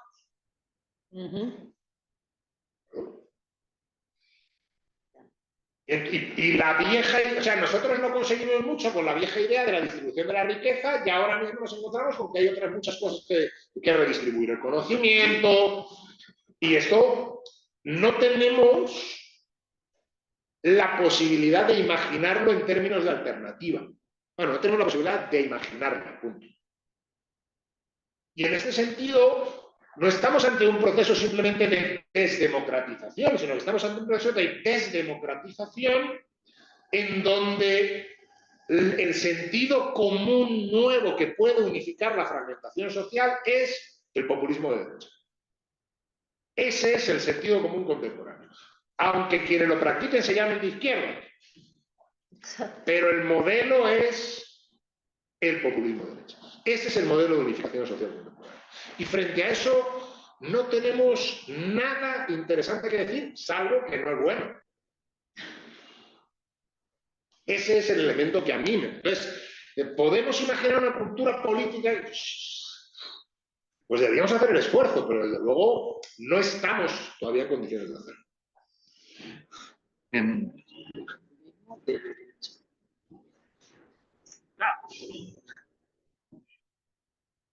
Andrés Mutis pregunta por un tema que me parece que es muy interesante, ¿no? Que es decir, claro, porque lo que Andrés nos está diciendo es, joder, tampoco nos pongamos aquí muy exigentes porque, claro, hace nada lo que estábamos diciendo es, no hay manera de enjuiciar a un presidente. No hay manera. Es imposible. Pueden hacer lo que les da la gana y no podemos. Ahora los peruanos, por ejemplo, han demostrado que está chupado enjuiciar a un presidente. Una vez ya te montas en eso, es más, los puedes enjuiciar a todos, uno detrás de otro. Y es lo que llegue. Récord de presidentes presos. Y entonces encontramos que el 57% de los presidentes están siendo procesados. Y ahora nos vamos a poner exquisitos a ver, bueno, pero esto qué garantías hay. Claro, pues, hombre, en un sistema en el que el presidente es imposible de procesar, a un sistema en el que se procesan muchos presidentes y ya iremos afinando las garantías procesales, ¿cuál es mejor? Pues a lo mejor es el segundo, claro. Y eso sí, creo que tiene razón, es una crítica que tiene razón, es interesante, ¿no? Y claro, lo que voy a decir es cuanto más se facilite la posibilidad de enjuiciar a un presidente, pues a lo mejor menos posibilidades hay de lawfare. Claro, pero el problema es que seguimos tratando el lawfare como una cuestión institucional, ¿no? Yo intento aplicar aquí que esto no es un problema institucional, es un problema de relaciones de poder. Y el lawfare adquiere sentido en ese campo. Entonces, claro, si nos metemos en una lógica institucional, sí, Andrés tiene razón, pero es que yo no he querido meterlo en esa lógica institucional. Porque creo que no es allí donde ver, no es allí donde jugar. ¿De acuerdo? Y creo haber contestado todas las preguntas. Si alguien se ha quedado con una falta de respuesta, pues que me lo diga y le contesto. No, Marcos, muchísimas gracias por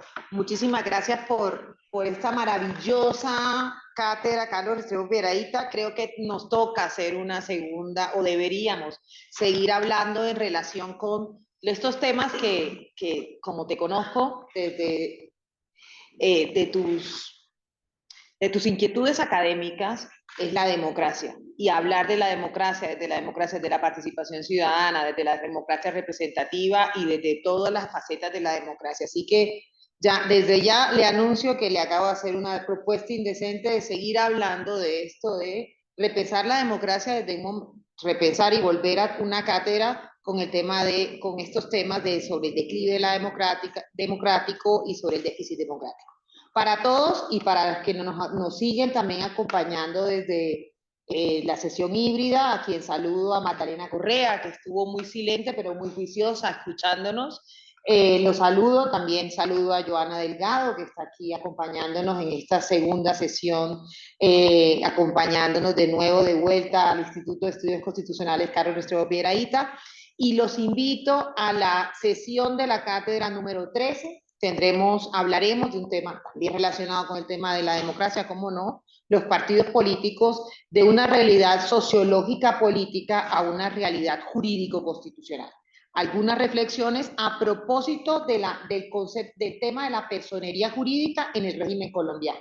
Y estaremos el 4 de septiembre de 2024, de 2:30 a 4:30, con también nuestro colega, el magistrado de la sección quinta del Consejo de Estado, Pedro Pablo Vanegas. Pero esta semana, al finalizar esta semana, el viernes 30 de agosto, estaré junto con la profesora Catherine Bermúdez, directora del Departamento de Derecho Laboral, continuando con el balance de la reforma pensional y el futuro de esta reforma en la Corte Constitucional.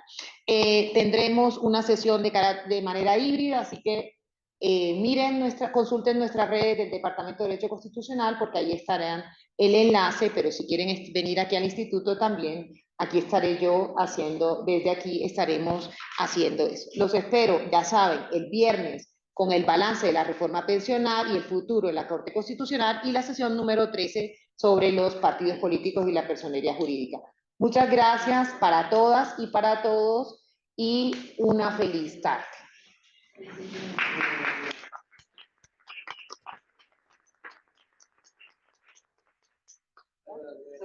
Muchas gracias.